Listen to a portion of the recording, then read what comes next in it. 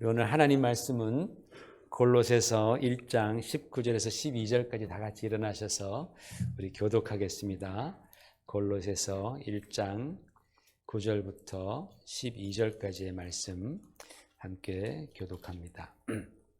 이로써 우리도 듣던 날부터 너희를 위하여 기도하기를 그치지 아니하고 구하노니 너희로 하여금 모든 신령한 지혜와 총명에 하나님의 뜻을 아는 것으로 채우게 하시고 주께 합당하게 행하여 범사에 기쁘시게 하고 모든 선한 일에 열매를 맺게 하시며 하나님을 아는 것에 자라게 하시고 그의 영광의 힘을 따라 모든 능력으로 능하게 하시며 기쁨으로 모든 견딤과 오래 참음에 이르게 하시고 우리로 하여금 빛 가운데서 성도의 기업의 부분을 얻기에 합당하게 하신 아버지께 감사하게 하기를 원하노라. 아멘. 앉으시기 바랍니다. 여러분, 학생들이 학교에 다닐 때 기본적으로 학교에서 들어야 할 과목들이 있습니다. 그렇죠? 우리 한국에서는 국어, 영어, 수학, 과학 이런 것들 들어야 합니다. 또 미국에서도 마찬가지로 영어 듣고 또 제2 외국어도 다 하나씩 듣더라고요. 그리고 또 수학, 또 소셜 스터디 해가지고 거기서 또 무슨 여러 가지를 또 듣습니다. 미국 역사도 듣고 합니다.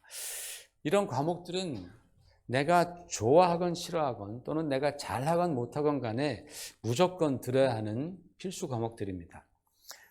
우리 신앙생활에서도 그런 것들이 있습니다. 말씀, 기도, 찬양, 예배, 헌금, 섬김 이와 같은 것들 그리스도인들의 기본 과목이라고 생각하시면 됩니다. 그런데 여러분, 우리 학과목 중에서도 특히 힘들고 참 별로 좋아하지 않은 것들이 있어요. 그게 무슨 과목이죠? 다 좋아하셨나요? 수학을 굉장히 싫어합니다. 일반적으로 그렇다는 겁니다. 물론 개 중에는 정말 수학만 좋아하는 그런 학생들이 있습니다. 우리는 그를 괴물이라고 부르죠.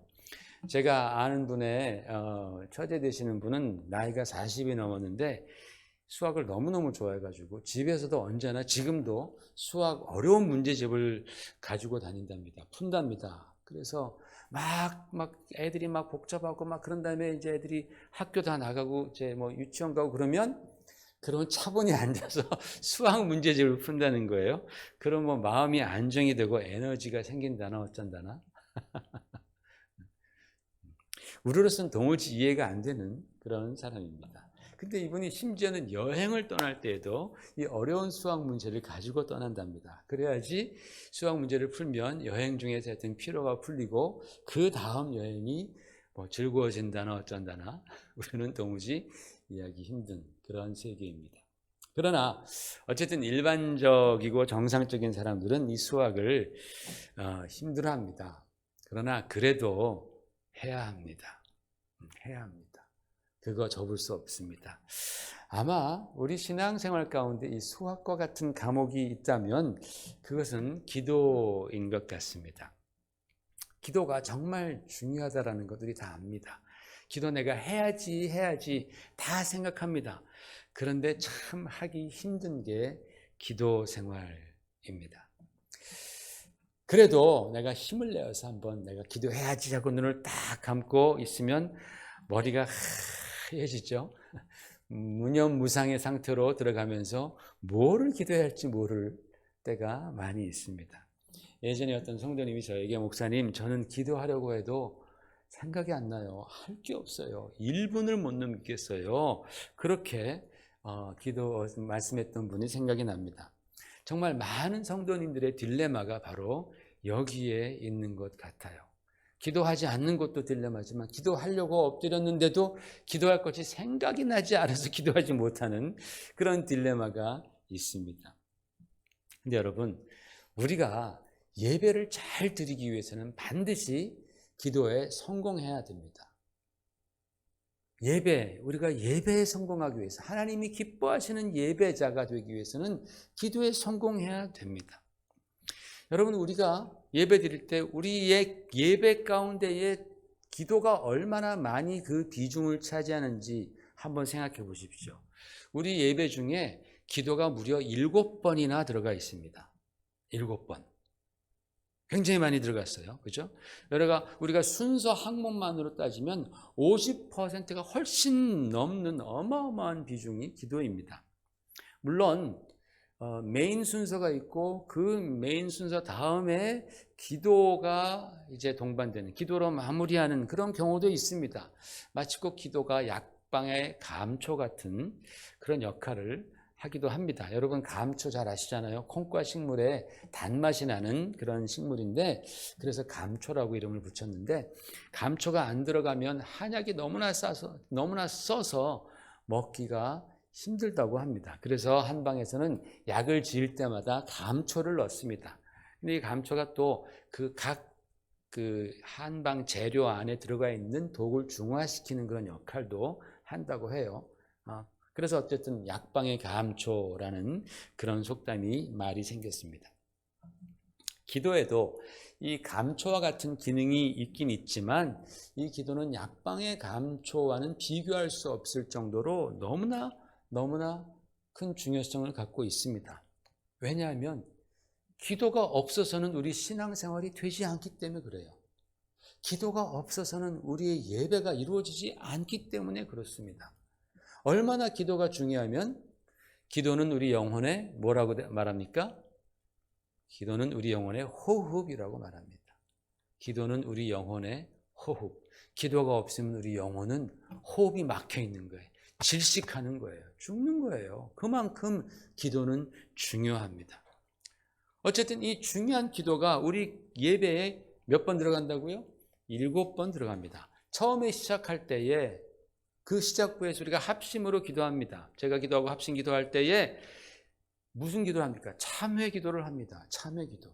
그리고 하나님 이 예배를 받으시옵소서라는 기도를 합니다. 여러분 이거 기도 안 할 수 없잖아요. 그죠? 참회 기도 안 할 수 없습니다.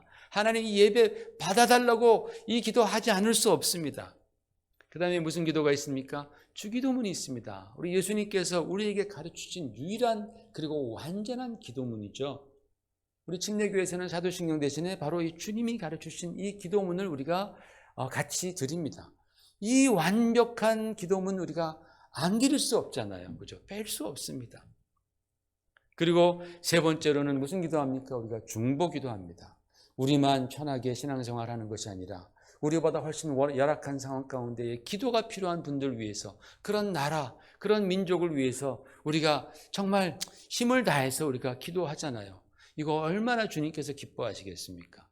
그죠? 이거 뺄 수 없잖아요. 그죠? 뺄 수 없어요. 그리고 그 다음에는 대표 기도가 있습니다. 여러분 대표 기도는 너무나 귀한 기도입니다. 왜? 성도님이 기도 맡은 자가 한 주간 동안, 일주일 동안 계획하고 생각하고 기도하면서 준비한 기도예요. 저는 그래서 대표 기도 하시는 분들 그 기도를 굉장히 많이 기다립니다. 왜? 즉흥 기도가 아니기 때문에 기도하면서 준비하고 그것을 정말 우리 교회 앞에서 정말 마음 다해서 간절함으로 기도하는 그 기도의 내용들이 얼마나 아름답고 얼마나 귀한지 몰라요. 그거 뺄 수 없잖아요, 여러분. 예배 시간에 대표 기도 빼는 교회 맞습니까? 뺄 수 없습니다, 그 기도. 그 다음에 어떤 기도가 있어요? 헌금 기도가 있습니다. 헌금 기도. 물질에 관한 축복, 물질에 관한 감사. 하나님 또 내가 물질이 필요한데 물질 축복해달라는, 그 드린 물질이 씨앗이 되어서 더 풍성한 열매 맺게 해달라는, 우리가 다 물질 세계에서 사는데 이 물질에 대한 축복 기도 없으면 어떻게 합니까? 이거 뺄 수 있어요? 뺄 수 없습니다. 11조 한 분들, 선교헌금 한 분들, 감사헌금 한 분들, 그 모든 그 헌금의 축복 기도, 이거 뺄 수 없죠. 그 다음에 어떤 기도가 있습니까? 말씀 이후에 하는 기도가 있습니다. 같이 기도하거나 또는 제가 기도하거나 우리가 들은 말씀에 대한 결단입니다. 그 말씀이 열매 맺게 해달라고 기도하는 기도, 이것도 얼마나 중요합니까? 뺄 수 없죠. 그리고 마지막으로 축복 기도입니다. 하나님의 축복을 우리에게 임하게 하시옵소서. 우리가 축복받자고 우리가 신앙생활 하는데 이 기도 뺄 수 없잖아요. 그러니까 이 7가지 기도가 너무나 다 하나하나 다 중요한 기도입니다.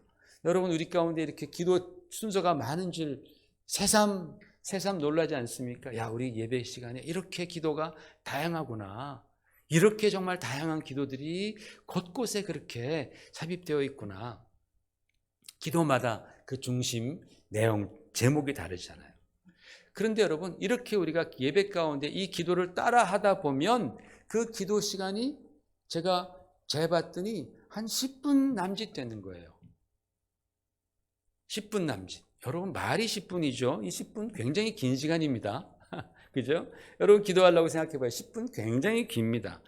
나 혼자서 막 누구한테 얘기해 보라 그래요. 10분 굉장히 깁니다. 나 혼자서는 힘든 시간이지만 예배에 참석해서 다른 형제자매들과 함께 성도들과 함께 기도하면 10분이라는 시간이 훌쩍 지나가는 거예요.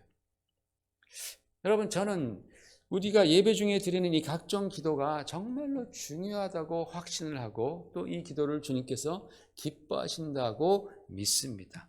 그래서 여러분, 이 기도 시간들을 짧거나 길거나 단순히 그냥 하나의 순서로만 생각하지 마시길 바랍니다. 이 기도 시간을 여러분의 개인 기도 시간으로 삼으시란 말입니다. 그냥 어떤 분들은 예배 중에 남들이 기도하니까 또 나는 묻혀 있으니까 그냥 당신은 기도하십시오. 나는 듣겠습니다. 라는 그런 수동적인 굉장히 패시브한 그런 태도로 임할 수 있어요. 근데 그거는 제가 생각하기에 굉장히 큰 손해라고 생각을 합니다. 왜냐하면 주님께서는 우리에게 기도에 대해서 가르치시면서 기도에는 능력이 있고 약속이 있다는 것을 여러 번 말씀해 주셨는데 우리 한번 보실까요? 마태복음 7장 7절 아직도 나오네. 할렐루야. 자, 시작.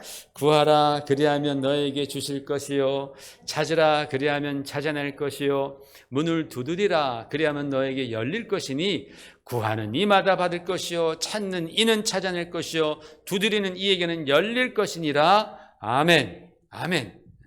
또 6장 33절 시작.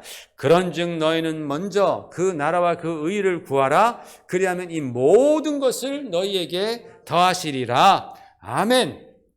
또 요한복음 15장 7절 시작.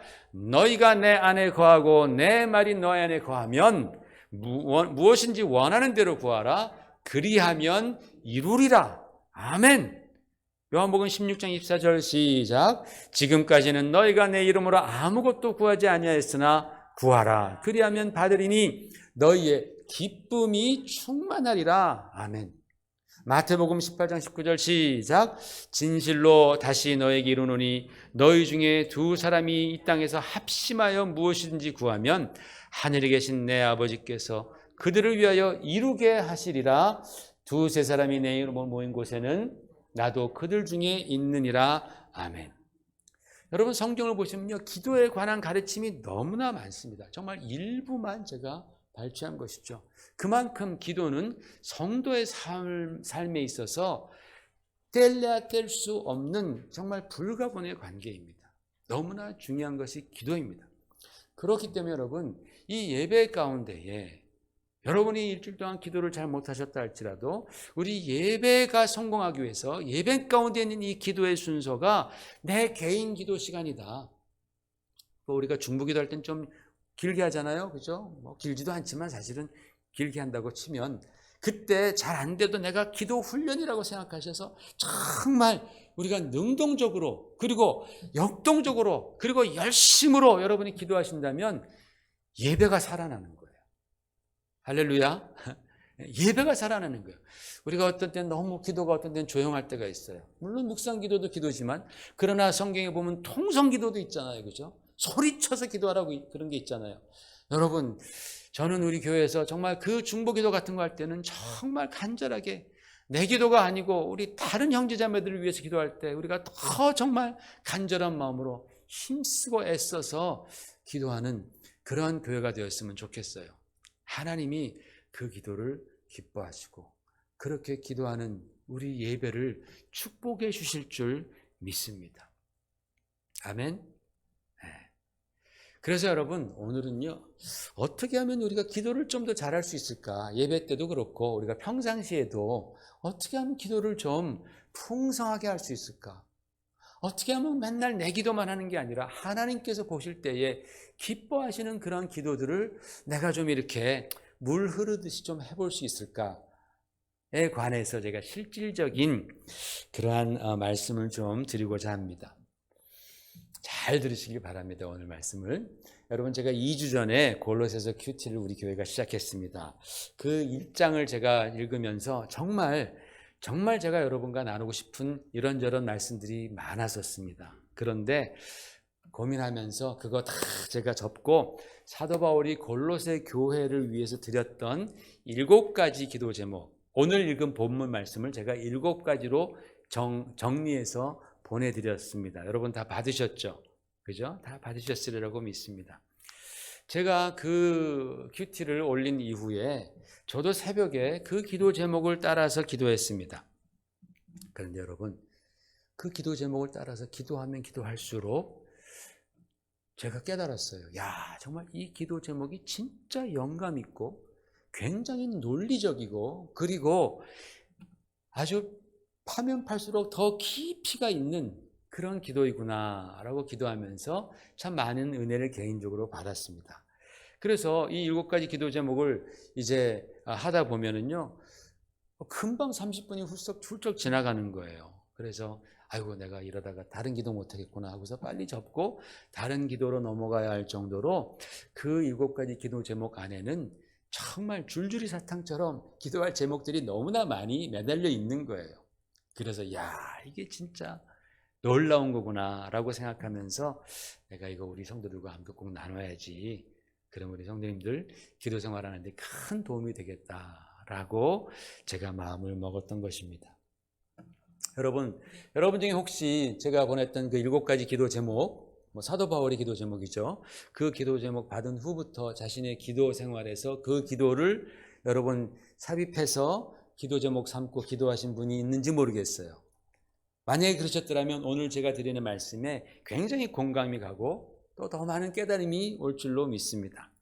만일 아직 이것들을 여러분의 기도에 포함시키지 않았다면은 오늘 말씀을 들어보신 이후에 꼭 여러분의 삶 가운데에, 기도 삶 가운데에, 기도 생활 가운데에 꼭 적용해 보시기를 제가 권면합니다. 그럼 여러분이 그 기도를 하면 할수록 야, 이게 진짜 성경 말씀에 의지해서 기도하는 기도이구나. 하나님이 정말 기뻐하실 기도이구나. 그리고 진짜 기도가 쉬워요. 굉장히 쉬워져요. 성경 말씀에 있는 그 제목들을 가지고 천천히 기도하다 보면 기도가 너무 쉬운 거예요. 기도가 성장하는 것을 여러분이 느끼게 될 것입니다. 첫 번째 사도 바울의 기도 제목은 이것입니다. 첫 번째, 시작. 하나님의 뜻을 알게 하소서. 우리의 첫 번째 기도 제목은 언제나 이거여야 됩니다. 여러분, 하나님의 자녀라면 언제나 이것을 가장 먼저 기도하시기를 바랍니다. 여러분 거 기도하지 말고 먼저는 이것을 기도하십시오. 여러분이 우리가 예수님 안에서 이제 구원받았습니다. 옛사람이 죽고 새 사람이 되었습니다. 옛 어둠의 세계에서 이제 빛의 세계로 인도함 받은 빛의 자녀가 되었는데 신분은 바뀌었는데 아직까지 하나님의 뜻은 잘 알지 못해서 여전히 옛날 모습 그대로 살아갈 때가 얼마나 많이 있습니까? 그죠? 다시 그 죄악된 생활, 그 죄악된 풍습, 그 세상의 가치관으로 살아가는 사람들이 많아요. 왜? 하나님의 뜻을 몰라서 그런 거예요. 여러분, 절대로 내가 죄악된 생각, 세상의 가치관으로 산다고 해서 하나님이 그래도 나를 자녀 삼아 주셨으니까 기뻐하리라, 그렇게 생각하지 마시길 바랍니다. 하나님과 원수가 되는 짓인 거예요, 그게. 많은 사람들이 너무나 하나님의 은혜를 쉽게 생각해서 내가 또 죄짓고 또 세상의 그런 가치관으로 살아도 아무런 문제가 없다고 생각하는데 그렇지 않아요. 하나님의 진노를 불러일으킵니다. 죄에는 반드시 죄값이 따르게 되어 있습니다. 구원은 받을지언정 죄값은 우리가 톡톡히 치르게 됩니다. 이 땅에서도 그런 거예요. 그러니까 우리는 속히 이 빛의 세계 안에서 하나님의 뜻을 알 수 있도록 우리가 기도하는 거예요. 그게 우리의 첫 번째 기도 제목이 되어야 돼요. 그런데 여러분, 하나님의 뜻을 알기 위해서는 어떻게 해야 됩니까? 가만히 있으면 하나님의 뜻을 압니까? 내가 깊이 생각해 봤더니 하나님의 뜻을 깨달았다고? 그거 다 거짓말입니다. 그러다 자기가 하나님 되는 거죠. 하나님의 뜻을 알기 위해서는 반드시 하나님의 말씀으로 돌아가는 거예요. 하나님의 말씀을 통해서 내가 하나님의 뜻을 발견하는 거예요. 배우는 거예요. 그 하나님의 말씀을 통해서 만나는 거예요. 그러니까 여러분, 하나님의 뜻을 아는 것과 하나님의 말씀을 우리가 습관적으로 읽고 배우는 것, 그것은 뗄래야 뗄 수 없는 관계입니다. 동전의 양면과 같아요. 그래서 여러분, 하나님의 뜻을 알기 위해서 내가 하나님의 말씀을 더욱더 사모하고 사랑하기를 원합니다. 도와달라고 여러분이 먼저 기도하시길 바랍니다. 자, 두 번째 기도의 제목입니다. 뭐예요? 시작. 주께 합당히 행하여 범사에 주를 기쁘시게 하소서입니다. 여러분, 하나님의 뜻을 알았으면 그 다음에 뭘 해야 됩니까? 당연히 하나님의 뜻을 행해야겠죠. 하나님의 뜻, 즉 하나님의 뜻을 알았다라는 것은 영적인 지식, 성경적인 지식을 얻었다라는 거예요. 생명의 지식을 얻은 다음에는 우리는 배운 대로 행동하는 겁니다. 논리적입니다. 그렇죠? 그것이 바로 주님께 합당히 행하는 것이다. 주님께서 기뻐하시는 우리의 삶이다라는 거예요. 우리 주님께서 마태복음 산상수훈의 결론으로 이렇게 말씀하십니다. 시작. 그러므로 누구든지 나의 이 말을 듣고 행하는 자는 그 집을 반석 위에 지은 지혜로운 사람 같으리니, 그러나 그 다음에 나의 말을 듣고 행하지 아니하는 자는 그 집을 모래 위에 지은 어리석은 사람 같으니 그랬어요. 똑같이 주님의 말씀을 들었어요. 똑같이 하나님 아는 지식이 있어요. 행하는 자는 지혜로운 사람이고 행하지 않는 사람은 어리석은 사람이래요. 행하는 사람은 반석 위에 지은 집을 갖는 사람이고, 그렇지 않은 사람은 모래 위에 지은 집 안에 사는 사람이라서 금방 무너진다라는 거예요. 여러분, 주님께서는 어떤 사람을 기뻐하시겠습니까? 당연히 전자이죠. 주님께서 기뻐하시는 삶은 주님의 말씀을 듣고 깨달은 이후에 그 말씀을 그대로 나의 삶에 적용하는 거예요. 주님께 합당하게 행하는 거예요. 그러면 주님이 기뻐하시는 거예요. 주님께 기쁨이 되고 우리에게는 큰 영광이 될 줄로 믿습니다. 그래서 여러분, 이것을 기도하시길 바랍니다. 두 번째. 세 번째로 사도 바울은 이것을 위해서 기도했습니다. 시작. 선한 열매를 맺게 하소서. 당연히 여러분, 우리가 하나님의 뜻을 깨닫고 그 뜻대로 행하게 되면 열매가 나겠죠. 열매. 그죠? 선한 열매가 당연히 맺혀지게 되는 겁니다. 제가 기도하면서 이 과연 선한 열매란 무엇일까 생각했습니다. 윤리적으로, 도덕적으로, 또 목사로서 선한 열매, 집안에서 아버지로서의 선한 열매 많이 있습니다. 그런데 참 죄인된 내 자신을 생각해 보니까 이 선한 열매를 늘 맺는 것이 참 쉽지 않다라는 것을 깨닫게 되면서 마음이 무거워지더라고요. 이건 정말 성령님의 역사가 있어야 되겠다. 성령님의 도우심이 필요하겠구나 라고 생각을 하면서 느낀 것이, 이게 선한 열매가 이게 바로 성령의 열매구나. 성령의 열매를 말씀하시는구나. 우리 갈라디아서 5장 22, 23절 시작. 오직 성령의 열매는 사랑과 희락과 화평과 오래 참음과 자비와 양성과 충성과 온유와 절제니 이 같은 것을 금지할 법이 없느니라. 여러분, 우리는 우리의 힘으로 하면 이 선한 열매를 맺지 못하는데 성령이 내 안에 들어오셔서 성령께서 역사하시면 이 같은 열매를 금할 수가 없다는 거예요. 안 맺고 싶어도 맺어진다라는 그런 말씀 아니겠습니까? 여러분, 하나님 앞에서 가장 선한 열매가 성령의 열매 맞죠? 그죠? 성령의 열매는 선한 열매 맞잖아요. 그죠? 얼마나 이 9가지 성령의 열매들이 선합니까? 이 9가지 성령의 열매 안에 우리가 맺을 수 있는 모든 선한 열매는 다 포함되는 것이죠. 그런데 그 선한 열매를 맺기 위해서는 성령의 능력이 필요한 거예요. 그래서 선한 열매는 곧 성령의 열매고, 이 열매를 맺기 위해서는 내가 성령 충만해야 되겠구나. 세 번째 기도 제목은 선한 열매를 맺기 위하여 주여 나에게 성령 충만을 더하소서. 그렇게 기도하게 되더라고요. 여러분, 하나님을 아는 지식, 하나님의 뜻을 알면 그 뜻을 행해야 되겠고, 그 뜻을 행하면 당연히 열매가 맺어진다라는 것. 근데 이 열매를 내 힘으로 맺을 수 없으니 성령 충만하게 도와주셔서 내가 성령의 선한 열매를 맺겠습니다. 이게 바로 그 기도 제목에 지금 흘러가는 길입니다. 네 번째가 중요합니다. 네 번째, 시작. 하나님을 아는 것에 자라게 하소서입니다. 여러분, 우리가 신앙생활하면서 죄도 위험하지만 그만큼 또 위험한 것이 하나가 있으니 그것이 뭐냐면 그냥 그 자리에 머물러 있는 것이죠. 그 자리에 그냥 답보하는 것입니다. 또는 내가 예전에 열매 하나 맺었다고 해서 그거 평생 우려먹는 겁니다. 더 우려먹을 게 없는데도 계속해서 그거 옛날에 그거 우려먹는 거, 그거 위험합니다. 여러분, 우리 주님께서는 먼저 된 자가 나중되고 나중된 자가 먼저 된다라고 말씀하셨어요. 누구한테 하신 말씀입니까? 먼저 하나님의 뜻을 깨닫고 먼저 그 뜻대로 살고 먼저 열매를 맺었던 사람들한테 하신 말씀이라는 거예요. 그들에게 주님께서 너네들 정신 안 차려? 그러면 먼저 된 자가 나중된다. 그리고 나중된 자가 먼저 된다라고 말씀하셨습니다. 그만큼 여러분, 믿은 지 오래된 사람들은 자기 신앙에 타성이 젖는 거예요. 매너리즘에 빠지는 거예요. 그래서 성장 없이 그냥 그대로 차지도 않고 덮지도 않게 그냥 습관처럼 갈 위험이 크다라는 거죠.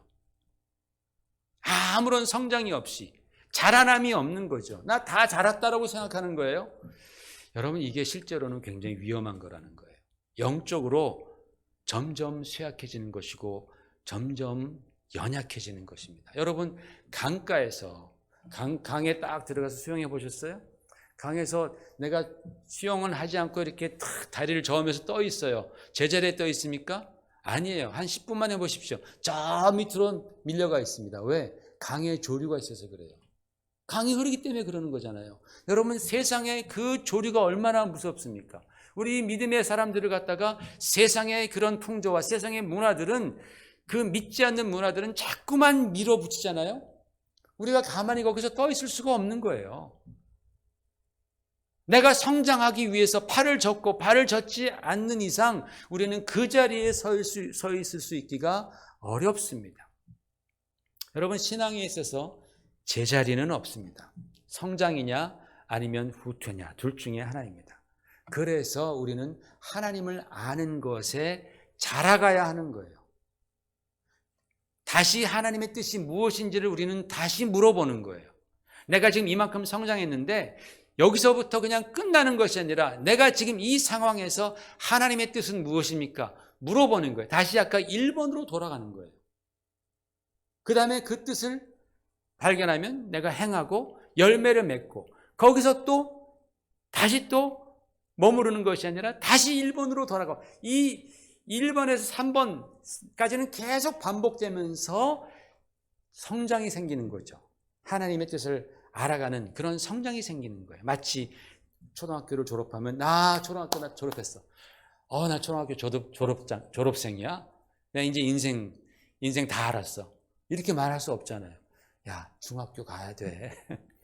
그 중학교 질풍노도와 같은 그 중학교의 사춘기 시작 그 기간을 다 보내고 나 이제 중졸이야. 나 이제 세상 다 살았어. 그땐 그렇게 생각하죠? 어른들은 생각하죠. 야, 아직도 멀었어.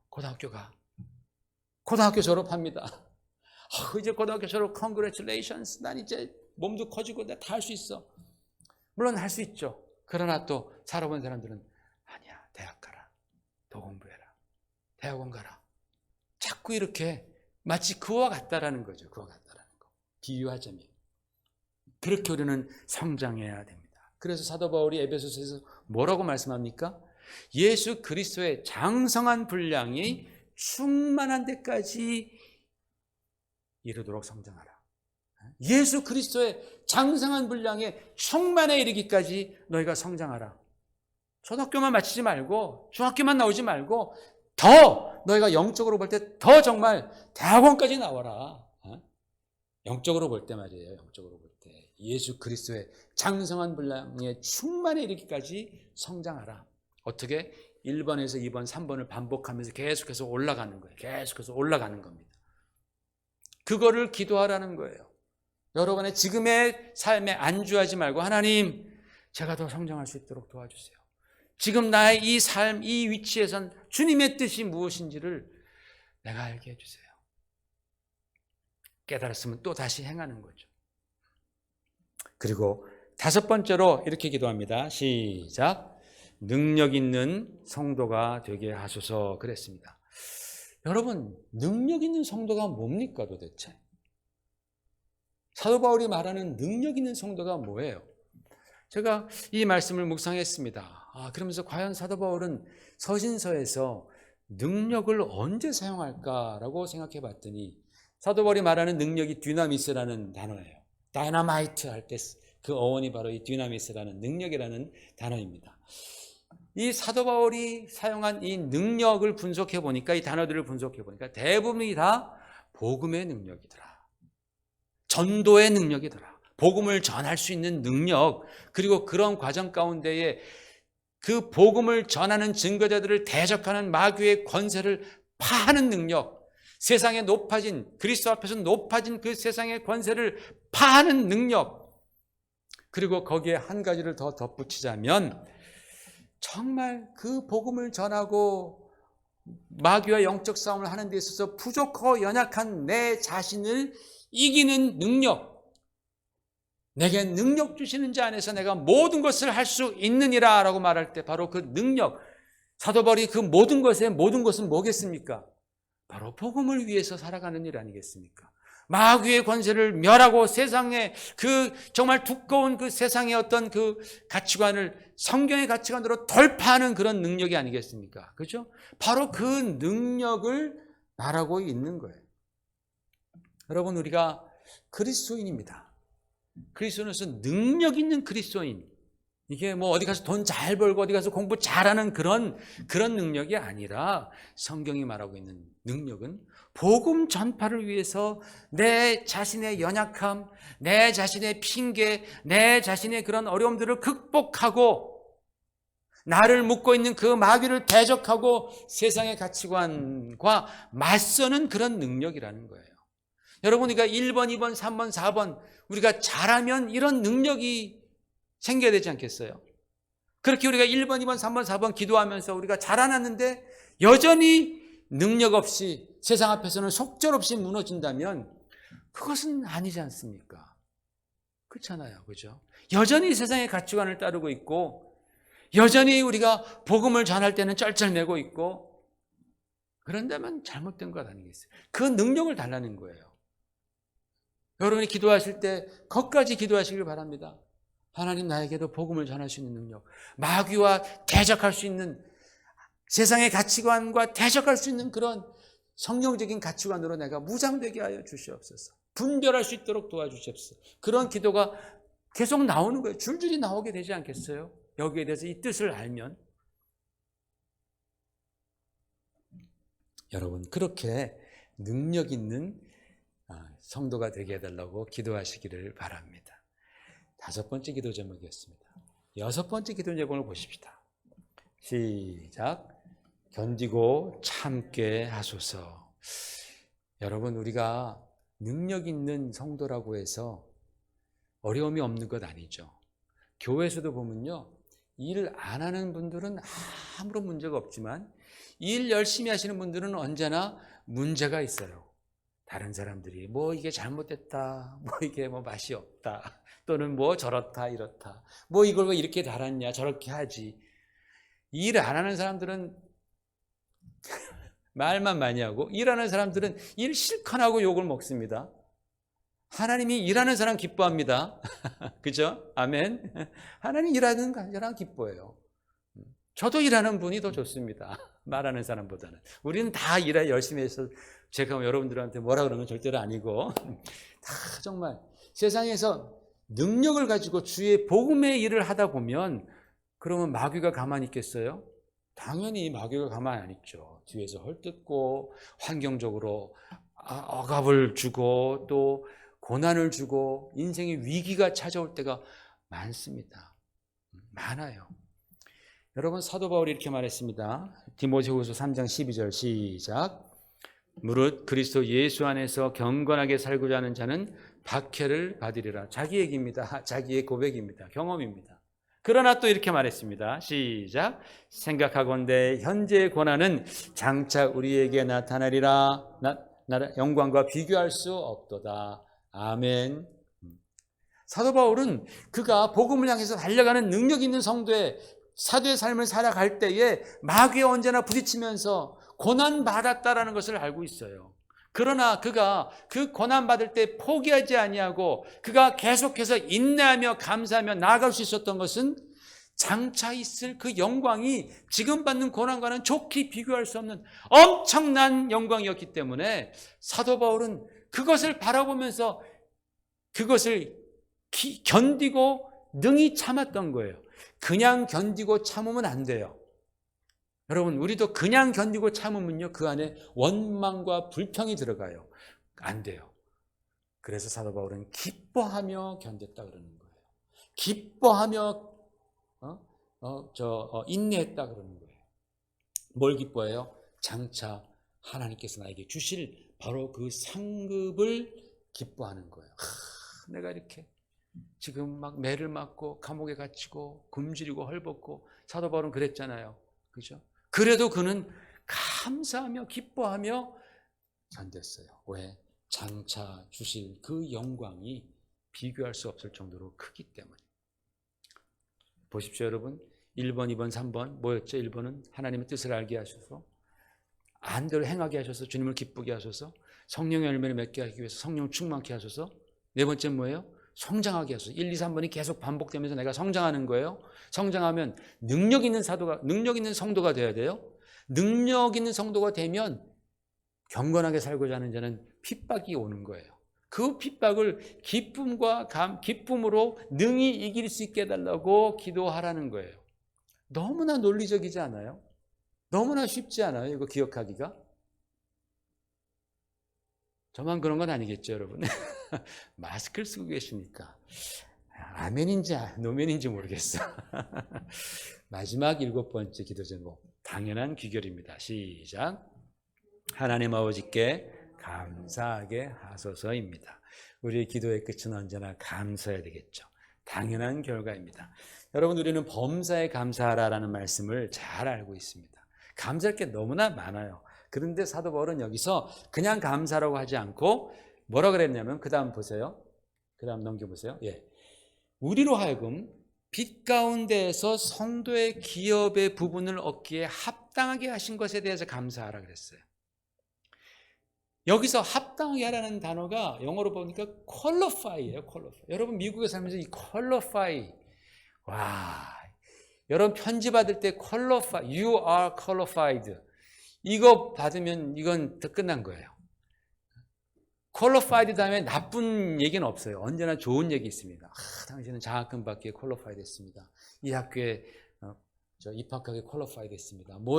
다 좋은 얘기만 나오는 거예요. 여러분, 우리 원래는 자격 없던 자들입니다.